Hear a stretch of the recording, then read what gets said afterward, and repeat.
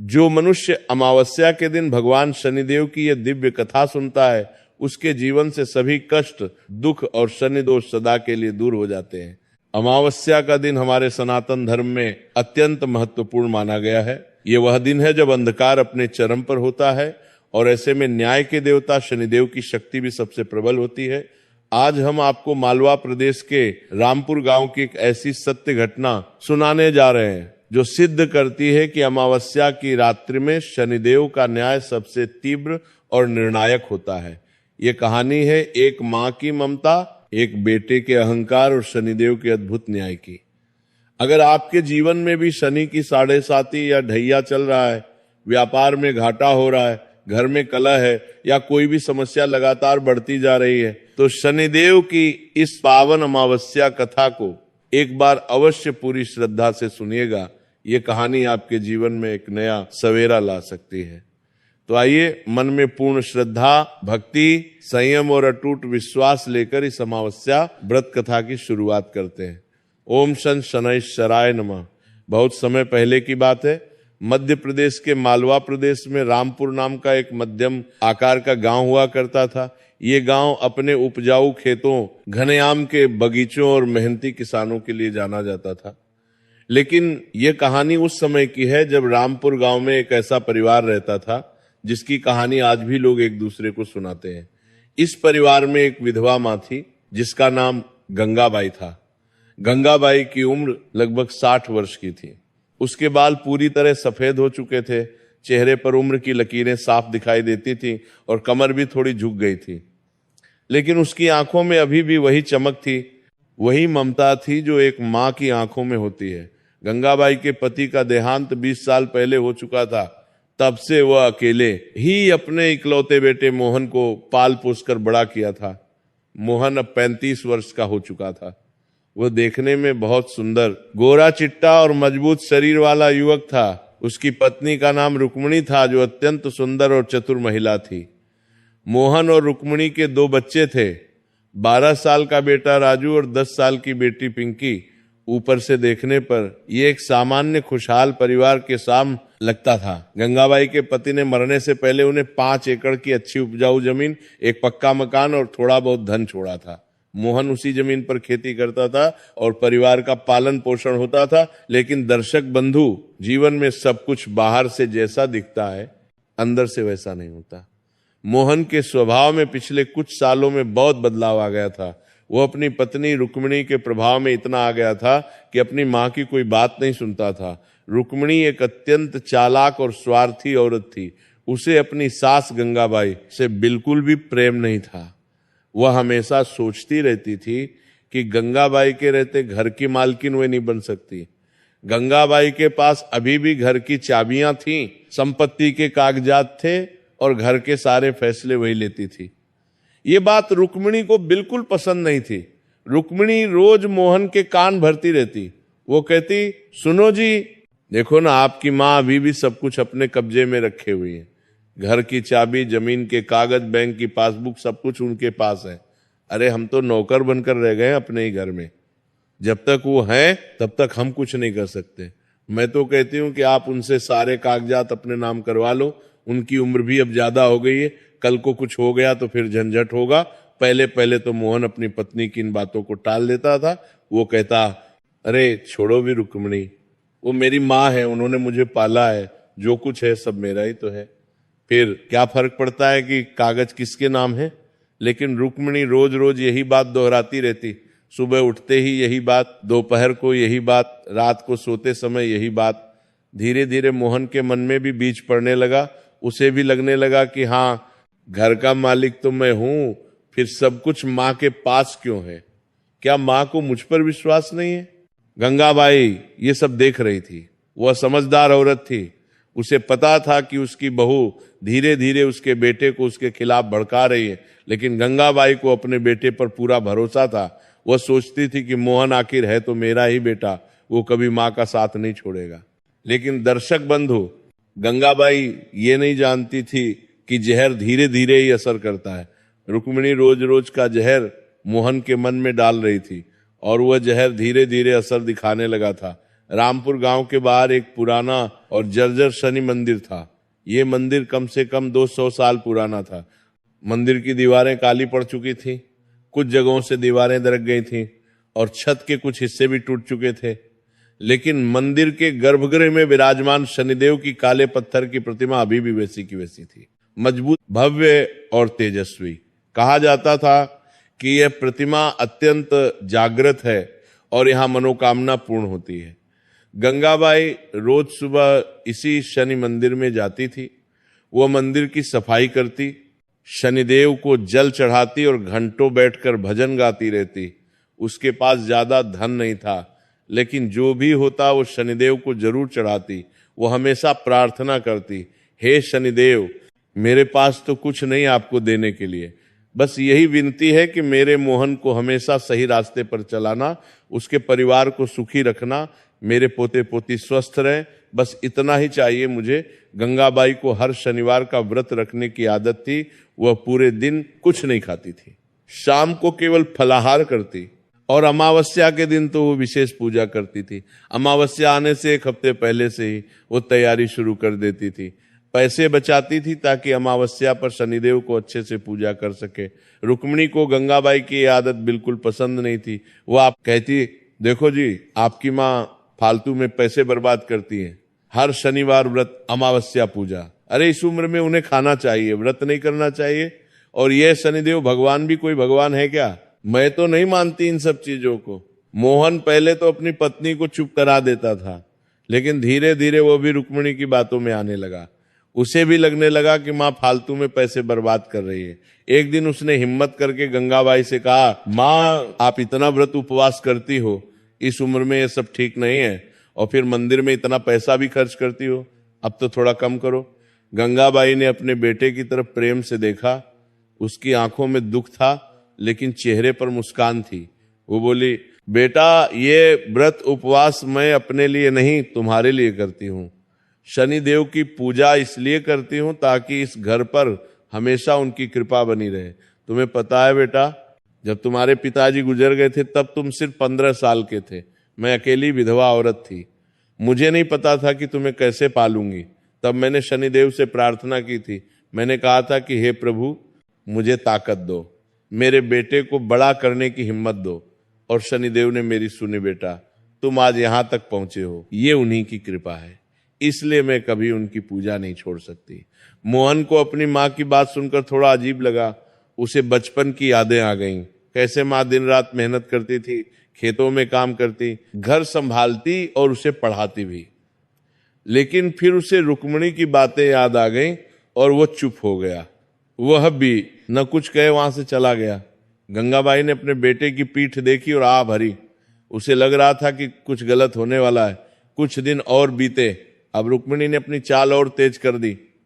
उसने मोहन से कहना शुरू किया, सुनो जी, अगले महीने राजू का दाखिला शहर के बड़े स्कूल में करवाना है, उसके लिए बहुत पैसे चाहिए। फिर पिंकी के लिए भी नए कपड़े चाहिए, दिवाली भी आने वाली है, घर की मरम्मत भी करवानी है। इतना सब कुछ करने के लिए पैसे कहाँ से लाओगे?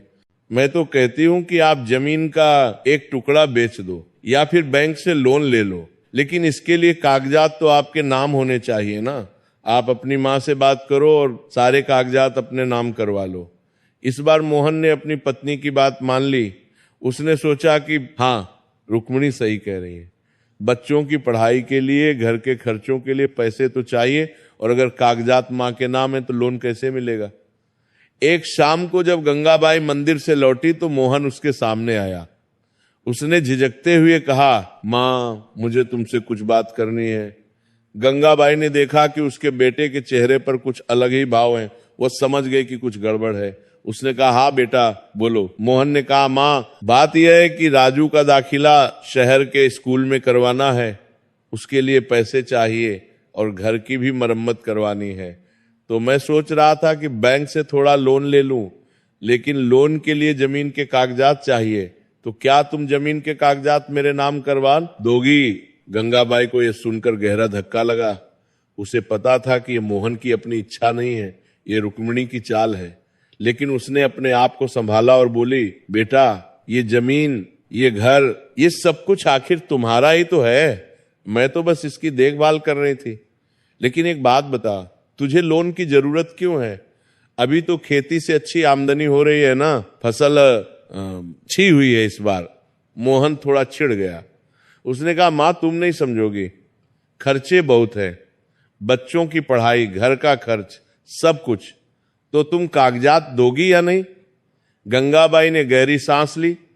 उसने कहा, बेटा कागजात तो मैं दे दूंगी, लेकिन एक शर्त है।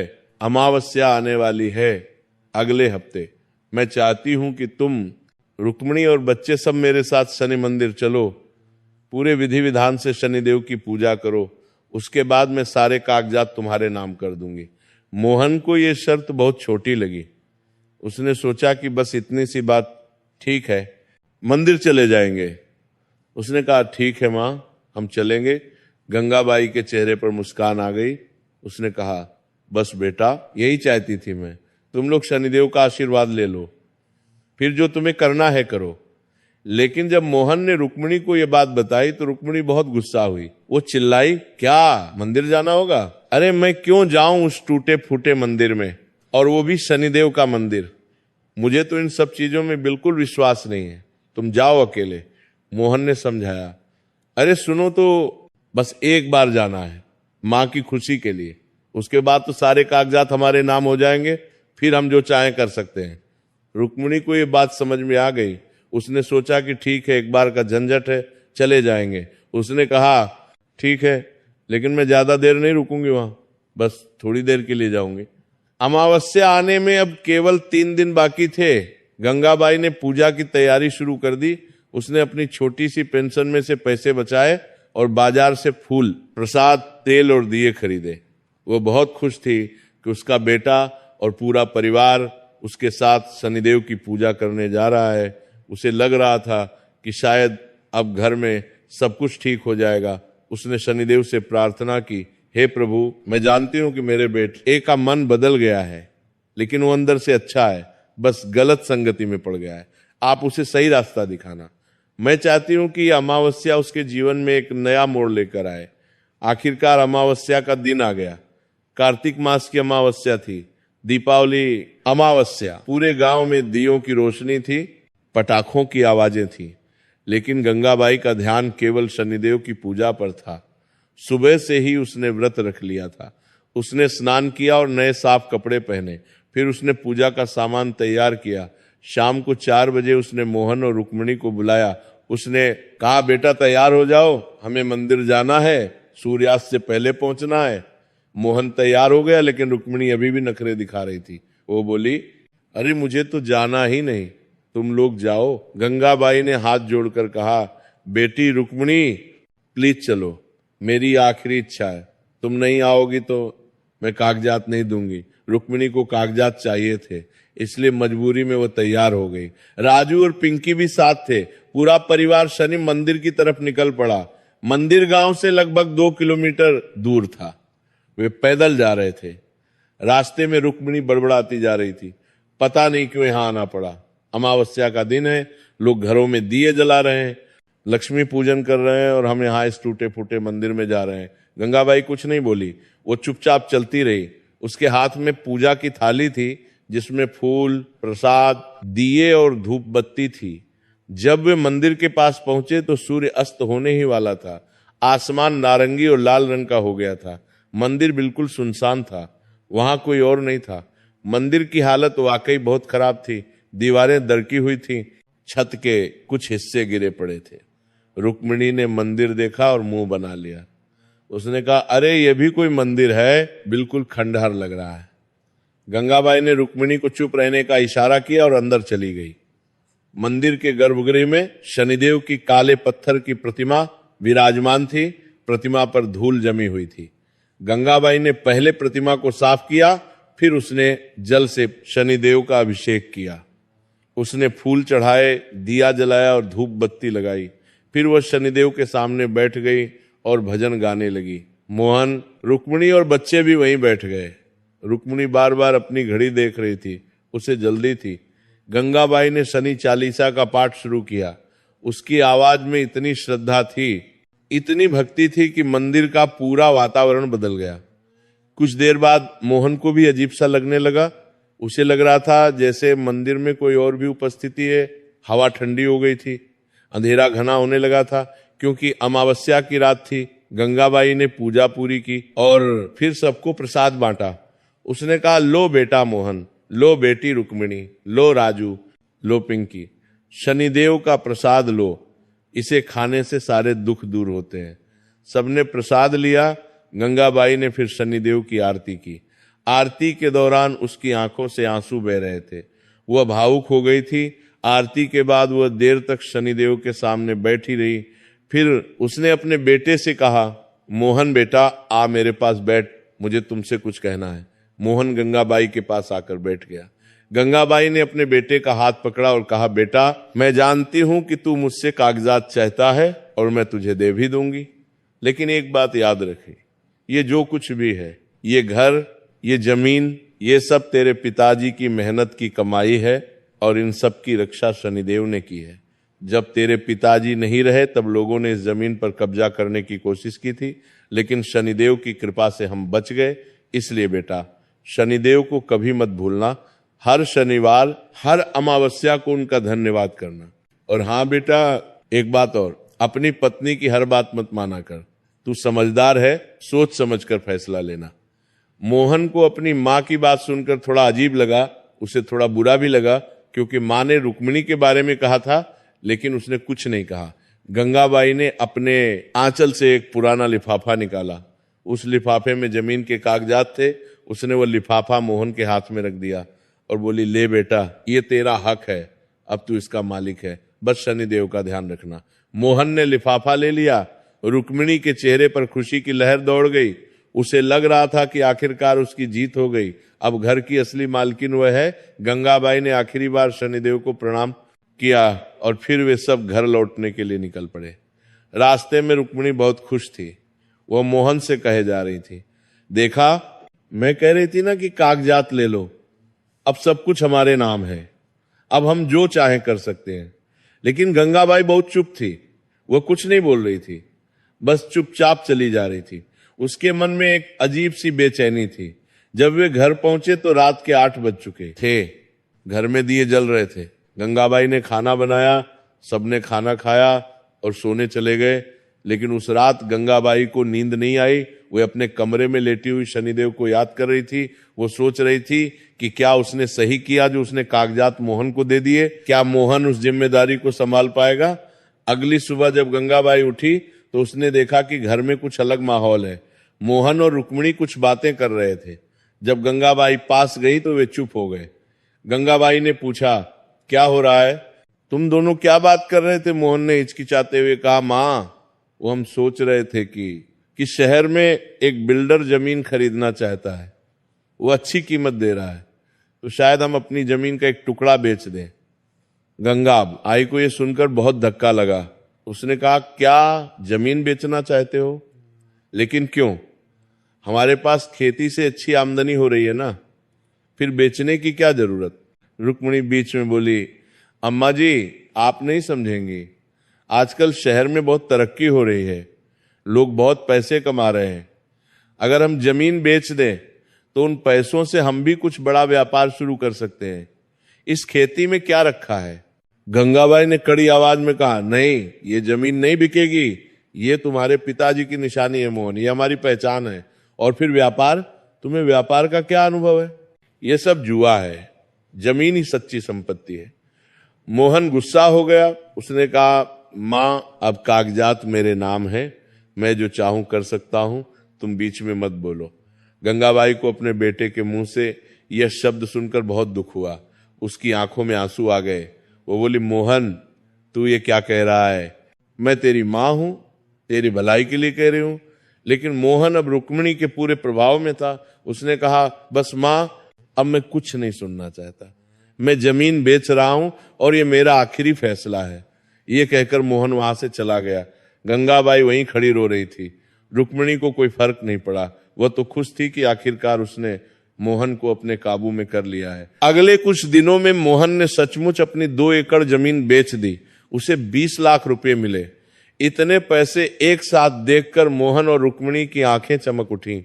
रुक्मिणी ने कहा, देखा, मैं कह रही थी ना, अब हम अमीर हो गए हैं, अब हम शहर में एक अच्छा घर खरीदेंगे, बच्चों को बड़े स्कूल में भेजेंगे।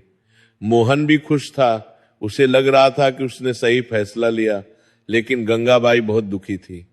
वह रोज शनि मंदिर जाती और शनिदेव से प्रार्थना करती, हे प्रभु मेरे बेटे को माफ कर देना, वो नादान है, उसे नहीं पता वो क्या कर रहा है, उसे सही रास्ता दिखाना। दिन बीतते गए, मोहन और रुक्मिणी ने उन 20 लाख रुपयों से एक छोटा होटल खोलने का फैसला किया। उन्होंने शहर में एक जगह किराए पर ली और होटल शुरू किया। शुरुआत में सब अच्छा चल रहा था। होटल में ग्राहक आ रहे थे, पैसे भी आ रहे थे। मोहन और रुक्मिणी बहुत खुश थे। रुक्मिणी ने नए गहने बनवाए, नए कपड़े खरीदे, घर में महंगा सामान आने लगा। गंगाबाई ये सब चुपचाप देख रही थी, उसे अच्छा नहीं लग रहा था। वो महसूस कर रही थी कि ये सब ज्यादा दिन नहीं चलेगा। और सचमुच जैसा गंगाबाई सोच रही थी वैसा ही हुआ। 6 महीने बाद होटल में मुसीबतें शुरू हो गईं। पहले तो होटल में चोरी हो गई। रात में कोई घुस आया और जो भी पैसे कैश में थे सब ले गया। 10,000 रुपये की चोरी हुई। फिर होटल में भोजन की गुणवत्ता खराब होने लगी। कुछ ग्राहकों को फूड पॉइजनिंग हो गई। उन्होंने मोहन के खिलाफ शिकायत कर दी। मोहन को 10,000 रुपये जुर्माना देना पड़ा। फिर होटल में काम करने वाले कर्मचारी बेईमान निकले। वे होटल का सामान चुरा चुरा कर ले जा रहे थे। जब मोहन को पता चला और उसने उन्हें नौकरी से निकाला तो उन्होंने होटल में तोड़फोड़ कर दी। होटल का बहुत नुकसान हुआ। इन सब मुसीबतों में मोहन के 20 लाख रुपए खत्म होने लगे। होटल में अब कोई ग्राहक नहीं आ रहा था। मोहन परेशान हो गया। रुक्मिणी भी चिंतित थी। एक दिन जब मोहन घर आया तो उसका चेहरा पूरी तरह उतरा हुआ था। गंगाबाई ने पूछा, क्या हुआ बेटा, तू इतना परेशान क्यों है? मोहन ने बताया, माँ, होटल बंद करना पड़ेगा, बहुत नुकसान हो गया है, सारे पैसे खत्म हो गए, अब तो जो भी बचा था वो भी खत्म होने वाला है। गंगाबाई ने कहा, मैं कह रही थी ना बेटा कि जमीन मत बेचो, लेकिन तुमने मेरी बात नहीं सुनी। अब देखो क्या हो गया, जमीन भी गई और पैसे भी गए। रुक्मिणी को गंगाबाई की ये बात बहुत बुरी लगी। वो बोली, अम्मा जी, आप हमेशा ताने मारती रहती हैं, क्या आप खुश हैं कि हमारा नुकसान हो रहा है? गंगाबाई ने शांति से कहा, बेटी, मैं ताना नहीं मार रही हूं, मैं सच कह रही हूं। और तुम दोनों को पता है कि ये सब क्यों हो रहा है? क्योंकि तुमने शनिदेव को भूल गए। मैंने तुमसे कहा था ना कि हर शनिवार शनिदेव का ध्यान रखना, लेकिन पैसे आने के बाद तुम दोनों इतने मग्न हो गए कि भगवान को ही भूल गए। मोहन, तू पिछले 6 महीने में एक बार भी मंदिर नहीं गया।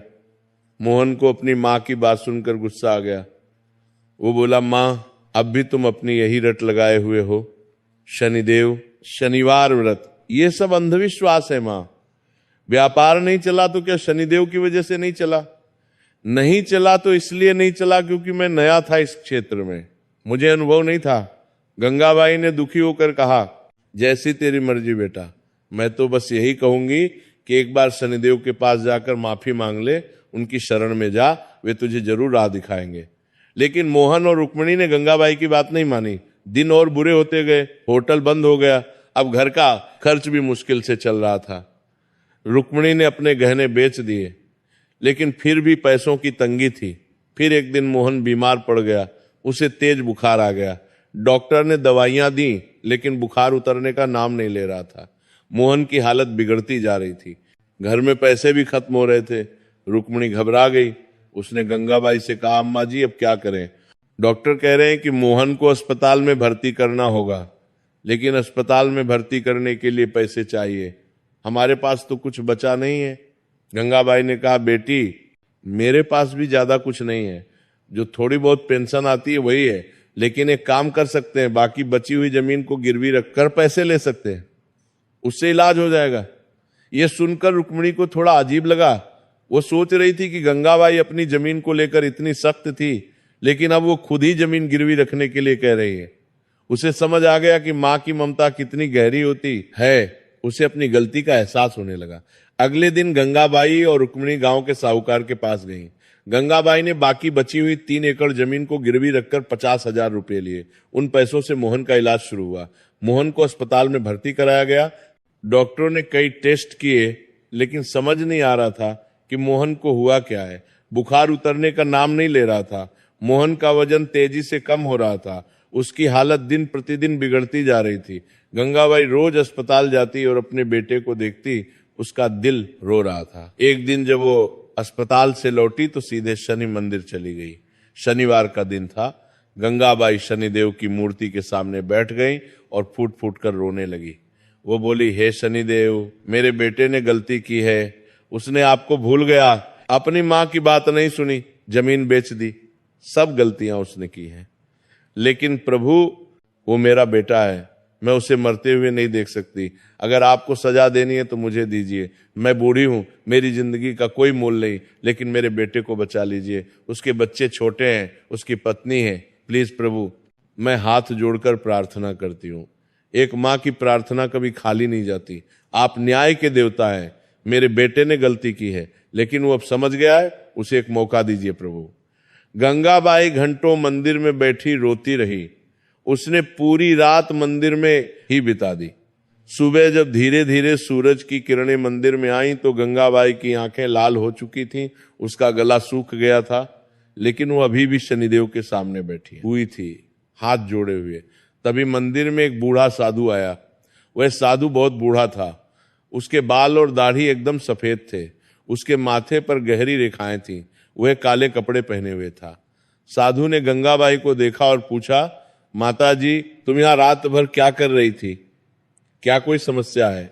गंगाबाई ने साधु की तरफ देखा। उसने सोचा कि शायद ये साधु कोई मदद कर सके। उसने अपनी पूरी कहानी साधु को सुना दी। कैसे उसके बेटे ने जमीन बेच दी, कैसे उसका व्यापार डूब गया और अब कैसे वो बीमार है और ठीक नहीं हो रहा। साधु ने ध्यान से सब कुछ सुना। फिर उसने कहा, माता जी, तुम्हारे बेटे ने शनिदेव का अपमान किया है। उसने तुम्हारी बात नहीं मानी।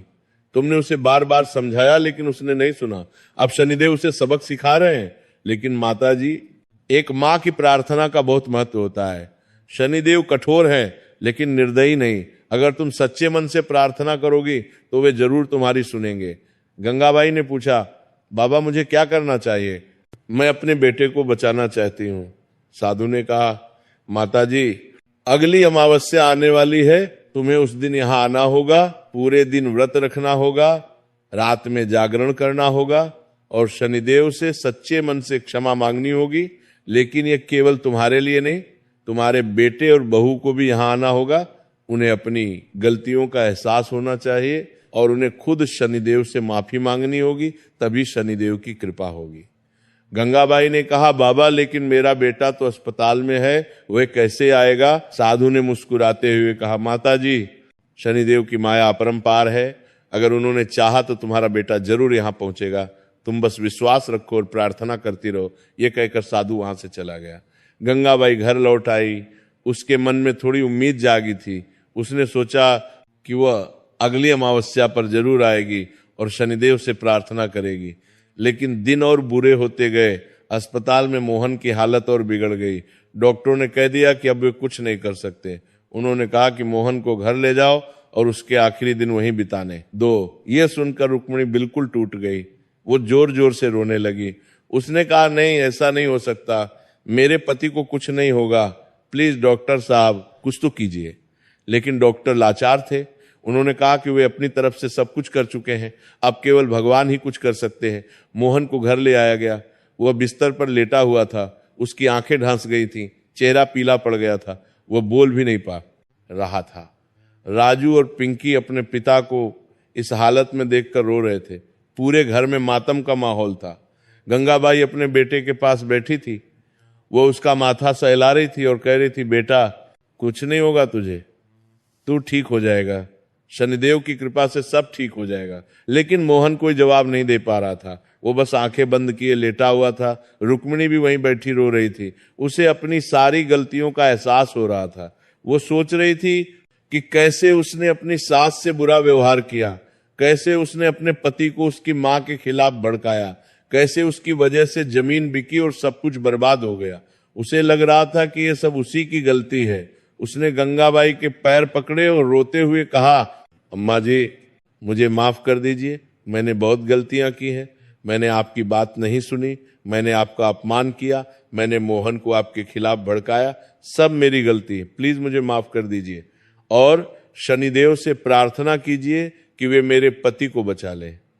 गंगाबाई ने रुक्मिणी को उठाया और उसे गले लगा लिया।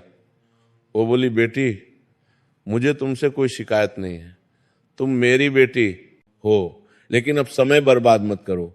अगली अमावस्या आने में केवल 2 दिन बाकी हैं। उस दिन हम सबको शनि मंदिर जाना होगा, हमें शनिदेव से माफी मांगनी होगी, बस उन्हीं पर विश्वास रखो। रुक्मिणी ने कहा, लेकिन अम्मा जी मोहन की हालत इतनी खराब है, वो कैसे मंदिर जाएगा? गंगाबाई ने कहा, बेटी शनिदेव अगर चाहेंगे तो मोहन जरूर जाएगा, हमें बस विश्वास रखना है। अगले 2 दिन बहुत मुश्किल से गुजरे।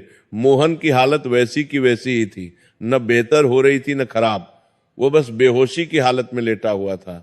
आखिरकार अमावस्या का दिन आ गया। माघ मास की अमावस्या थी, ठंड बहुत थी। सुबह से ही गंगाबाई ने व्रत रख लिया, उसने स्नान किया और पूजा की तैयारी शुरू कर दी। रुक्मिणी ने भी व्रत रखा, वो भी गंगाबाई की मदद कर रही थी। शाम को 4 बजे गंगाबाई ने कहा, बेटी अब हमें मंदिर के लिए निकलना चाहिए, सूर्यास्त से पहले पहुंचना है। रुक्मिणी ने कहा, लेकिन अम्मा जी मोहन का क्या? वह तो जा नहीं सकता।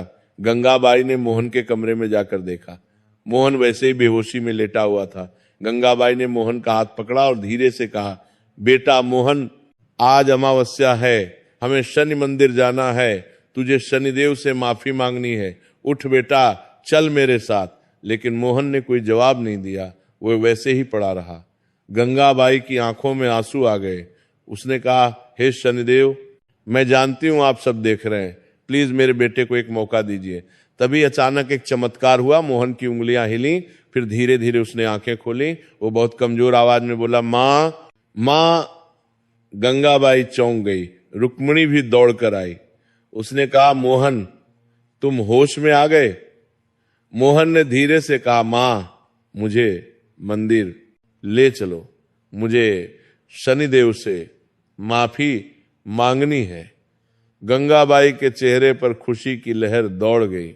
उसने शनिदेव को धन्यवाद दिया।